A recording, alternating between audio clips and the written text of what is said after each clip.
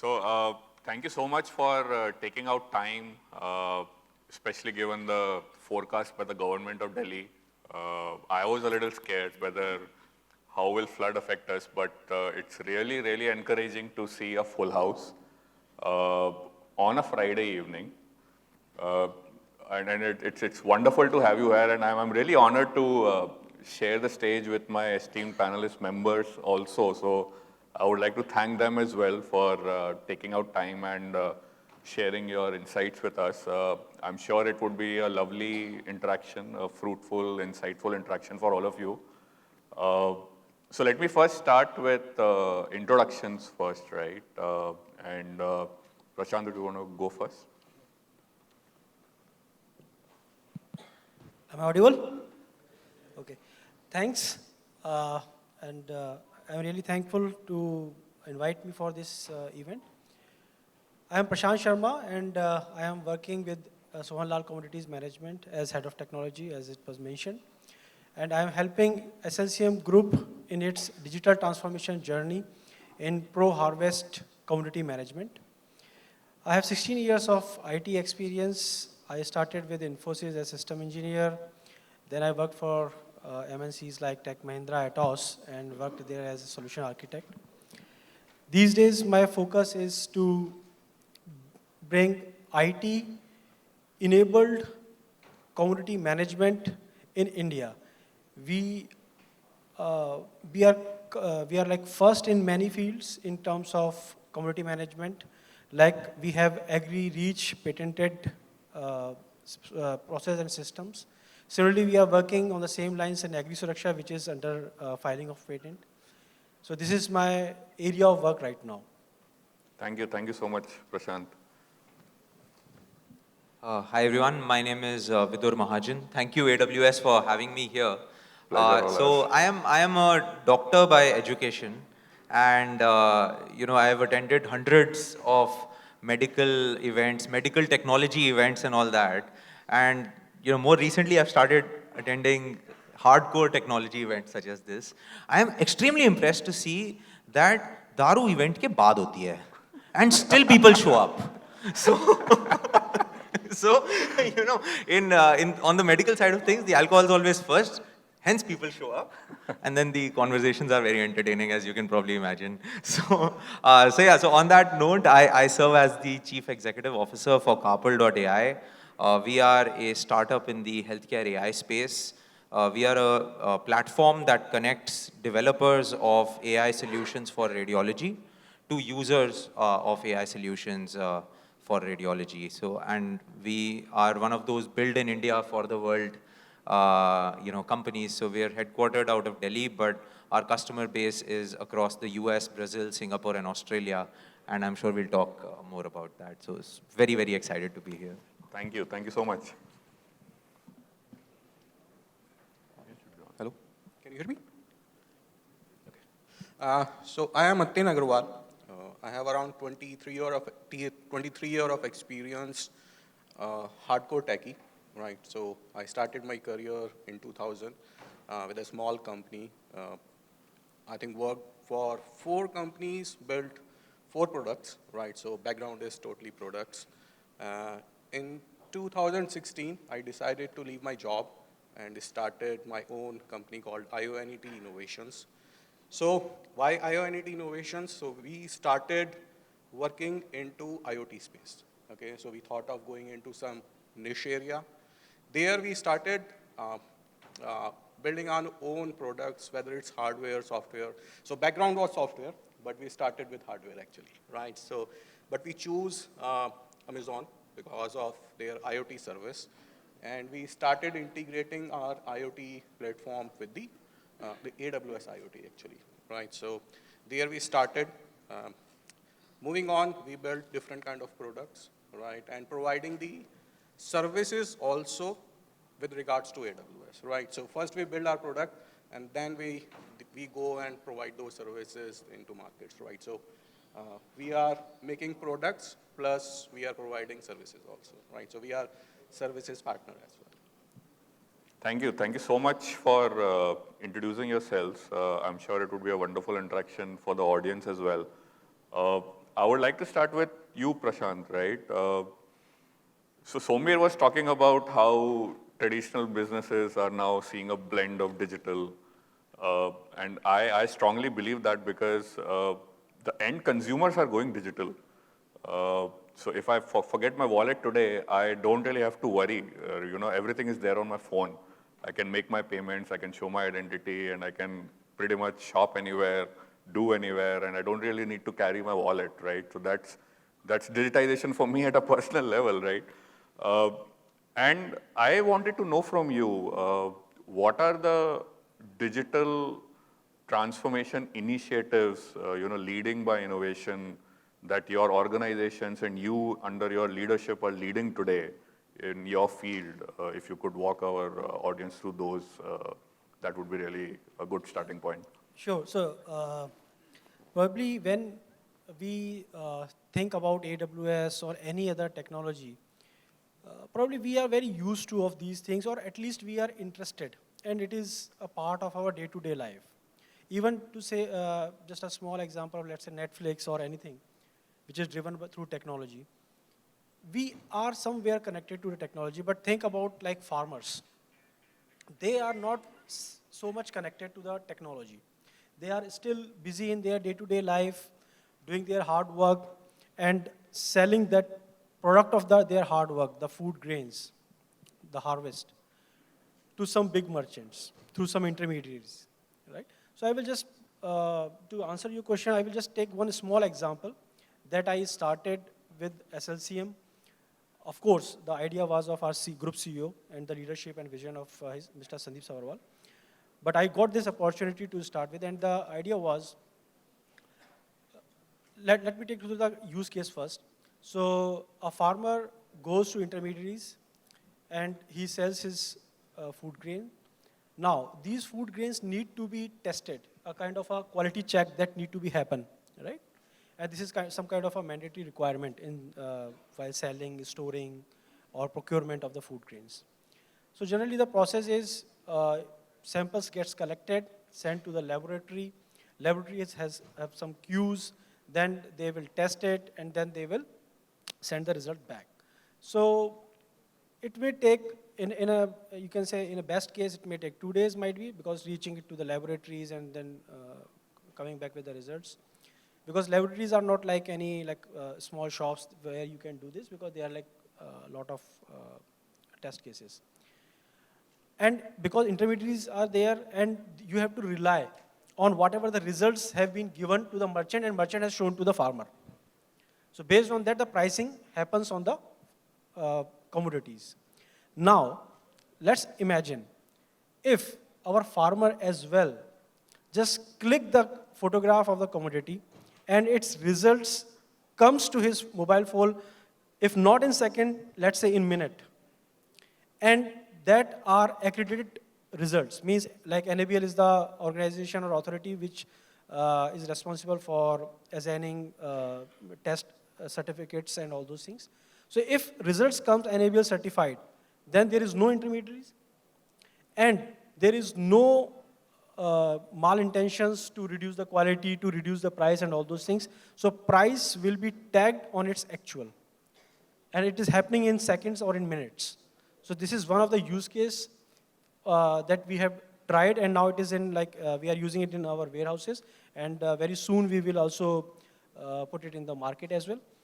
Right now we have enabled accredited mobile app, which is AI ML enabled, which uses AWS services for image processing, storage, and definitely for the transfer of all these data, both on premises as well as on cloud. So this is something which is going to help farmers. So this is one of the use case where technology really helps, and helps in the real sense, in terms that food is something which is very essential for ourselves, for being as a human, for any living being.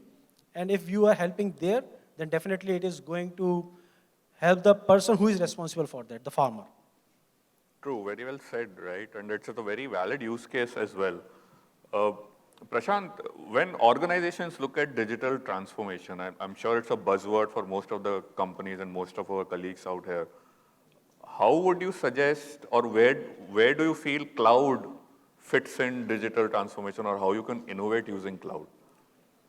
Okay, so probably my previous example was on a very narrow scale. Now let me give you a context of the supply chain market where we operate. Then probably my answer will make more sense and more intuitive to understand. We are in post-harvest supply chain market where where commodities comes from farmer to mandis, from mandis to, let's say, big merchants, from big merchants to storage, and then from storage to factories, and then to the end consumer. Now, as per the government data, we are short by 35 million metric tons of food grains. We do not even have cold storage capacities of 10% of our requirement. Then, as I told you about the quality check thing, right? And most important, there is 10% of loss in post-harvesting supply chain, means the food get destroyed, 10%. Now, if I have to be a player in that kind of market, and I have to be a very good player, if not the big player, then I need to address all these issues. Sorry for that. Now, we operate at a scale where we have 12,000 plus warehouses, 30 plus cold storages, and we are doing quality checks for all these commodities that are coming in. And we are having a throughput of 3,223 plus million metric tons with 223 million square feet of area. Now imagine if I have to monitor all those locations, point number one. I'm just giving you a scale so that I can come to the answer of your question. I have to monitor all these locations because I have to ensure that there must be no deviation to the standard operating procedures of the warehouse management. There must not be theft on which the collateral management happens. Then quality check, obviously, I have to do. And most importantly, the 10% that I told you, we must have processes that must lower that 10%, right? And Ms. FICCI assisted studies validated that our post-harvest loss is only 0.5%.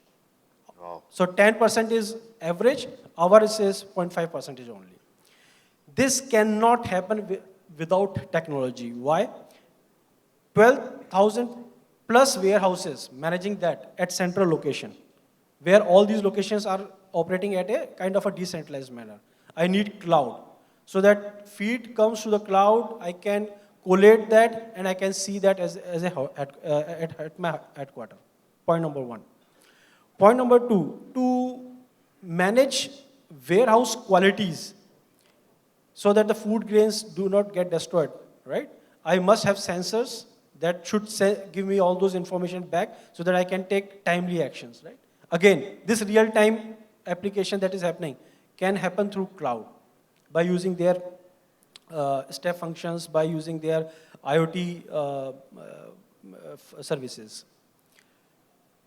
Another part is that when these locations are operating decentralized manner, where it's not like a very simple thing that inward happens, then outward happens automatically. No, they are it happens in a queue manner. Like lot of inwards happening at the same time, then we have to register it. At the same time, at the real time, we have to give this information to the banks who have given collaterals on those food grains.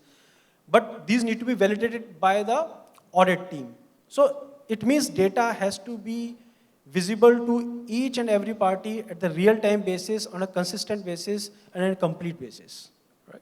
So this required speed of data, lot of people accessing the system, so it means scalability and all those things are also in question.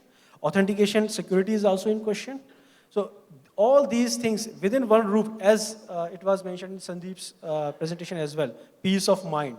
So peace of mind comes when we have such we can say, trusted services available that we have to just plug and play, and then rest we can focus on our business and conceptualizing our business.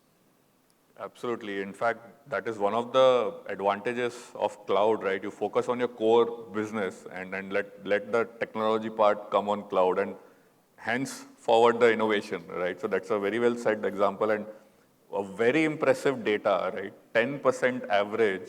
You brought it down to 0.5% for your case. That's And we have got patent for that as well. wow, lovely, The agri-reach. lovely, lovely. So how many of you feel that you can really achieve scale through cloud after hearing how he's managing 12,000 locations? Show of hands. Wow, nice. Vidur, let me come to you next, right? First of all, I want to know, how did a physician, a doctor turn into selling technology? What's the journey? Yeah, so matlab, it's stems from interest, right? When I was in Delhi, I was found in Nehru Place most of the time. When I was in Bombay, I was in Lamington Road. So I think wo hawa mein kuch ho jata hai un areas mein. But no, on a serious note, I think, so I used to run our family business prior to this, which is a diagnostics company based in Delhi called Mahajan Imaging. And at a point, we basically came to a point where, you know, we could either go to every city in India, open a couple of centers there, you know, grow like that organically. Or we could build something that every imaging center on the planet could use, right? So, हमारे में इतना arrogance था that we thought that, okay, let's put a team of crazy people together and try to build something out of, you know, a basement in Defense Colony was where we started. And illegal basement. Where, you know, and build something that literally Harvard Medical School uses, right? Stanford uses. Yale is going to start using. So, so that's it, yeah. When you set that kind of goal, and plus, obviously, you know, the real reason is we wanted to buy very expensive computers and, you know, not, with all due respect, have to go to, you know, Patna, Lucknow, Agra, but instead go to Sydney, Singapore, and New York. So, so it all stars aligned. but seriously, there was an opportunity. We thought we were the only ones who understood that solution space. So we took it upon ourselves कि हम नहीं तो कौन, and that remains the case till today. Right, thank God you decided that, so that we found you as a customer as well. So very interesting journey, right? And you are in the radiology space, right? And I want to understand from you. I am very curious to understand what are some of the challenges that you're solving today, and AI/ML is something you have widely adopted. So would love to hear what are some of the AI/ML applications as well, which is helping you solve those challenges. Sure, yeah. So, you know, if you take a step, so who here has had a MRI scan, CT scan, X-ray or something like that done, right? A pretty healthy audience, yaar, good. You should stay like that. So, so basically there's about 3.5 billion MR, CT, X-ray, PET scan, ultrasound kind of things that are done all over the world every year, right?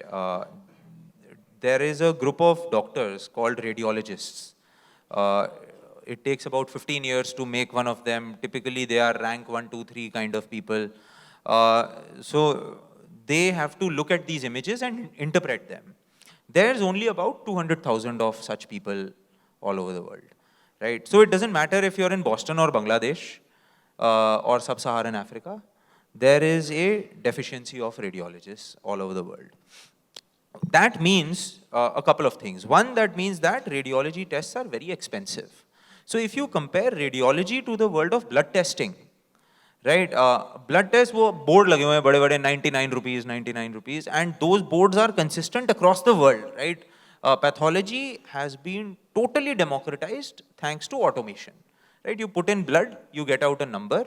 You know, I don't know if there's anybody in healthcare here, if you have ever visited a Lal Path Labs ka lab or something, there are no people. Like literally there are no people, but there'll be a room this big filled with conveyor belts, and very similar to the Amazon, you know, journey. Whereas in radiology, everything comes down to this doctor, right? And there's limited number of those doctors, that leads to price increase. It also leads to lack of access to technology. There is enough money to set up 100 MRI centers anywhere in the world.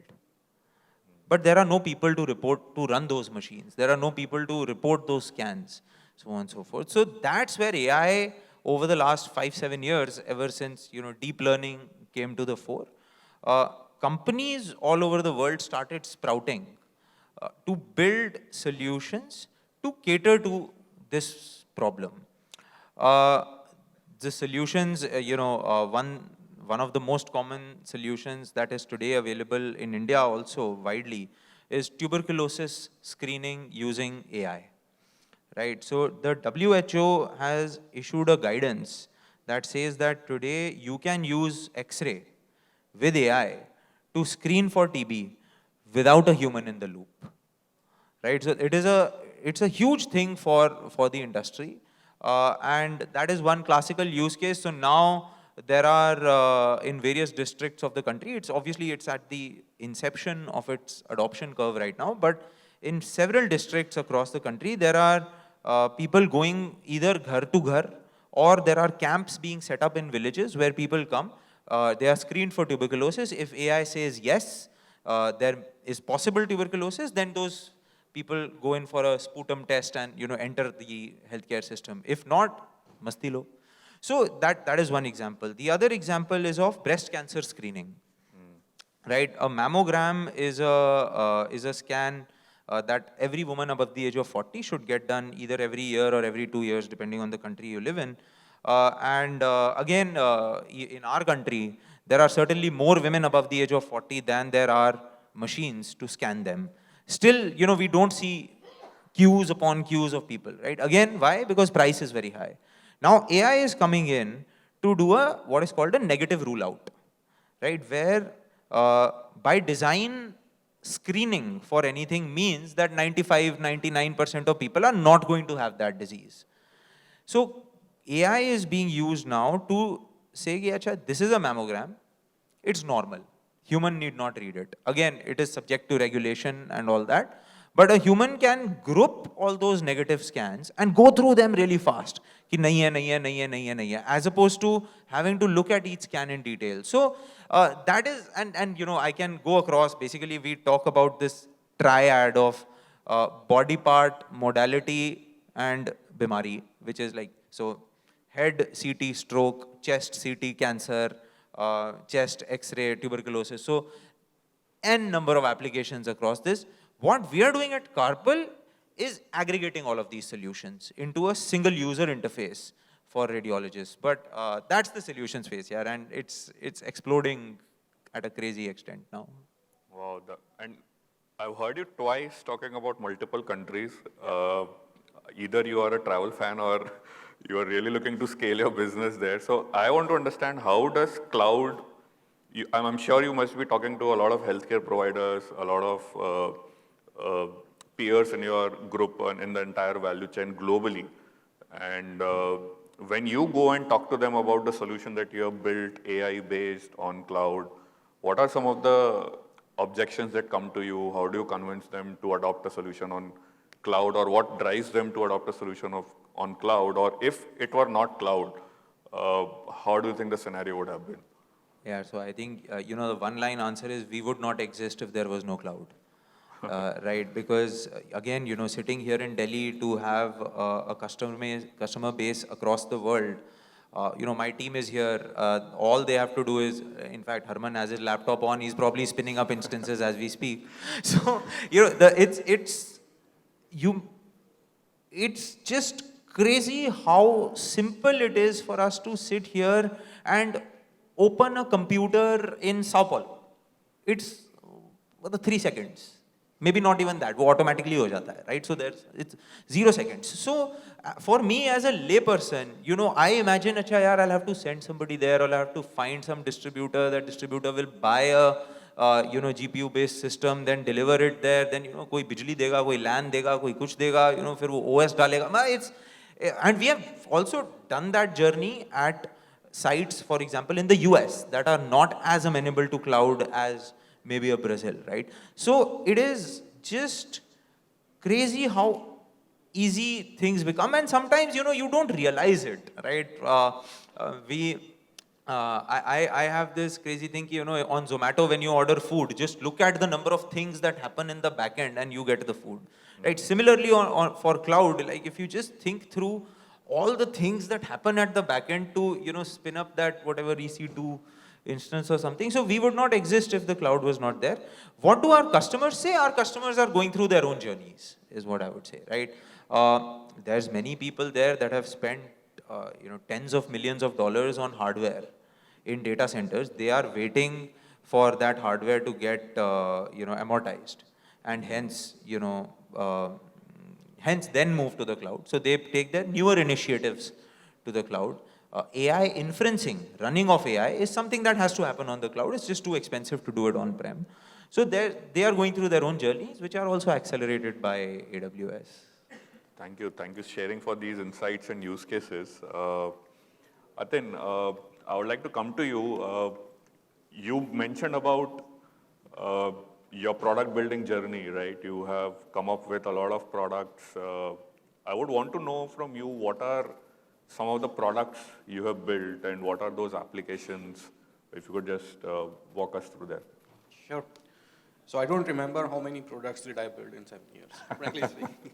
But I will talk about few, right? So we started with a product called InspectWay, right? So that was for the fleet management, right? So so that was a successful product. We launched in 2017 using AWS, right? Fully scalable, where we used to have around 10,000 odd vehicles running, like your school buses, private vehicles, trucks, etc. And then we used to have the parents watching, at what ETA the buses will be reaching in the morning or in the afternoon, actually. Right, so that was the one product, means multiple USPs, real-time tracking and everything, means within 1 second, we can tell you where is the bus actually, the exact location that you see on your mobile today. Right, so then we reached to 2020, right? The COVID happened, so we shut down this product because of the lockdown and everything. So we moved to another product. So that was for the online recruitment platform, right? So it's like it is managing all the job profiles the client may have. Plus, we were recording the interactions between candidate and the expert who was taking the interview, right? So we used to store all this information into S3, and today I think we have around 50 terabytes of media files, right, belongs to these kind of interactions. All we are storing into S3 bucket, cost effective and everything, right, still working. Recently, there is a buzz coming out, ChatGPT, AI/ML, plus the security thing, right? So right now we are building 2 more products. One is for the call centers, wherein you can just send us the call recordings of the agent and the customer, and we do different kind of analytics on that, like your emotions, how the sentiment analysis are going on, how the conversation was going on, and we are generating proper reports out of that, right? So again, it's a scalable. We must be launching in next couple of weeks, something like that, right? So the second product that's in work in progress is your cloud security posture management. The security is a big problem or a challenge when it comes to public cloud, right? Most of the public or the cloud users are not aware of means what their security posture looks like, right? So believe me, when I run this product on my infrastructure itself, right, so there were a lot of vulnerabilities, and I was shocked looking at that, right? So I closed, first of all, using this tool itself, and we might be launching this product in the next couple of months, right? So this is the product journey we had so far. Interesting line of products, right? And with different years coming in, you have just quickly moved from one product to other product to third product. What can you expect from a tech?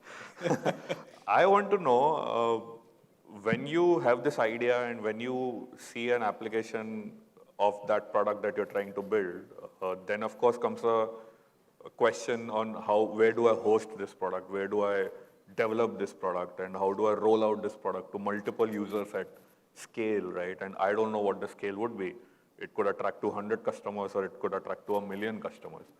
So what was the thought process that you went through in deciding on what should be the right platform for such scalable products? And it's a SaaS-based world now. So what was that thought process and why did you choose AWS?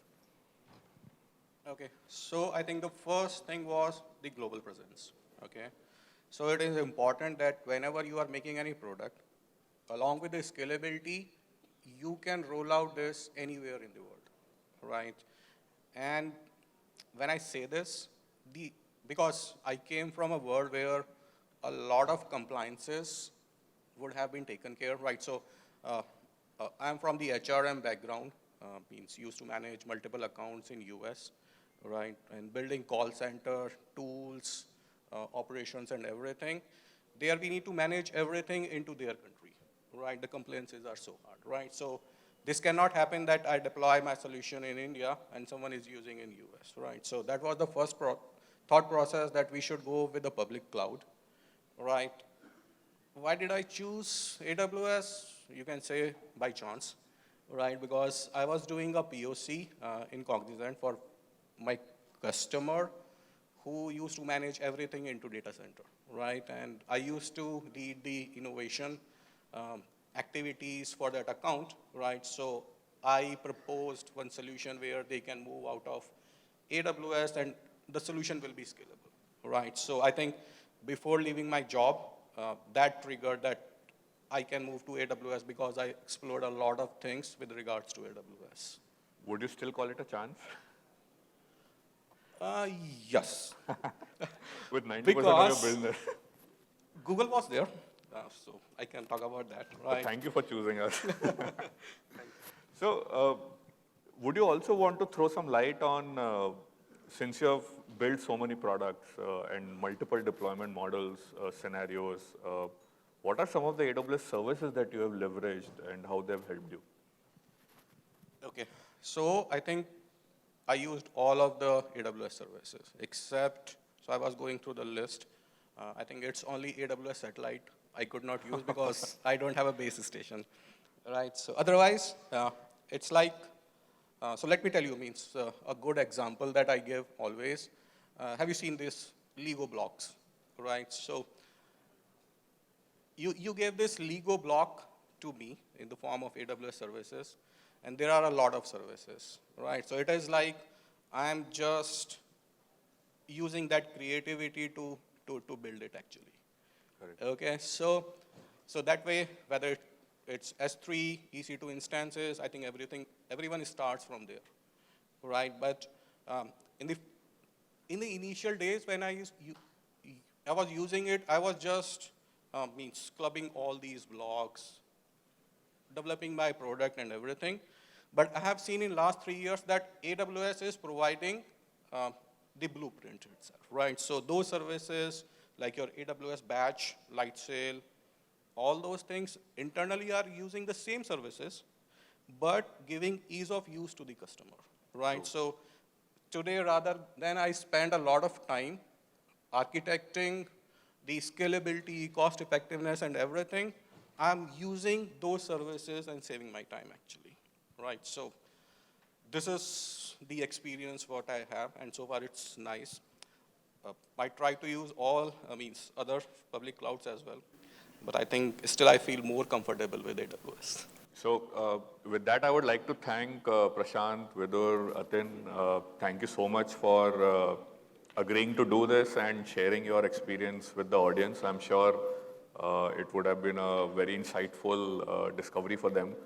And I would like to thank our partners, I2K2 and Workmates. There are our AWS partners. I would encourage you all to visit our transformational booth and the partner booths if you have any more queries around cloud or how cloud can help, or if there is any business problem that you would want to discuss with us, our AWS teams are available. Thank you so much for coming. And with that, I would like to wrap the panel. Thank you.